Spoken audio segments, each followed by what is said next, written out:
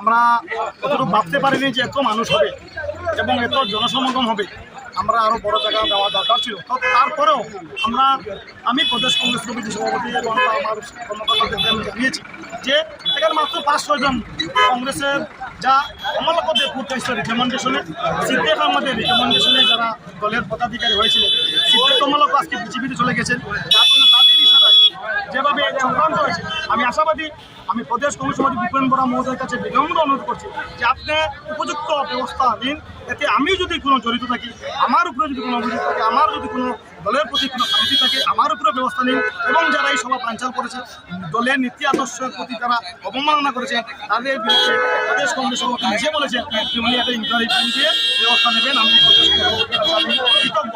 আগামী দিন আমাদের এই হাইলাকান্দি জেলায় বরাক উপত্যকার মধ্যে 3 জেলার মধ্যে হাইলাকান্দি জেলা কংগ্রেস পঞ্চায়েত নির্বাচন বিধানসভা ভোট পাবে।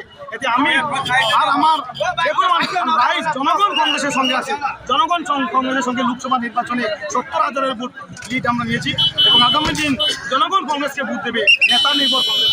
এবং যারা এই অপচেষ্টা করেছে, বানচাল করেছে, মিটিংয়ের 2-3 দিন আগে যেভাবে চক্রান্ত করেছে, পয়সা বিলি করে সভা বানচাল করেছে, তাদের নাম নিশ্চয়ই প্রদেশ কংগ্রেস ইনকোয়ারি করে যার নাম আসবে তার বিরুদ্ধে নিশ্চয়ই প্রদেশ কংগ্রেস ভূপেন বরা ব্যবস্থা নেবেন বলেছেন। তাই ভূপেন বরা মহাশয়কে ধন্যবাদ জানিয়ে আমি সবাইকে ধন্যবাদ জানাচ্ছি এবং সর্বোপরি ব্লক কংগ্রেস, এখানে বর্ণিবীর মন্ডল কংগ্রেস, উত্তর নারায়ণপুর বিভিন্ন স্তরের কংগ্রেস কর্মকর্তাদেরকে আমি ধন্যবাদ জানাচ্ছি যে আপনারা শান্তশিষ্টভাবে কোনো উশৃঙ্খলা রক্ষা করেননি। লোকাল মানুষের ইচ্ছা করতো অনেক ঘটনা লম্বা করতে পারতো, তাই লোকাল যারা আছে সবাইকে আমি ধন্যবাদ জানিয়ে আজকে আমাদের এই কার্যসূচি যে কারণে করেছি সফল হয়েছে। আমরা ভূপেন বরার কথা মানুষের কানে পৌঁছেছে, সেটাই জানিয়ে আজকে আমার এই সভা সমাপ্ত।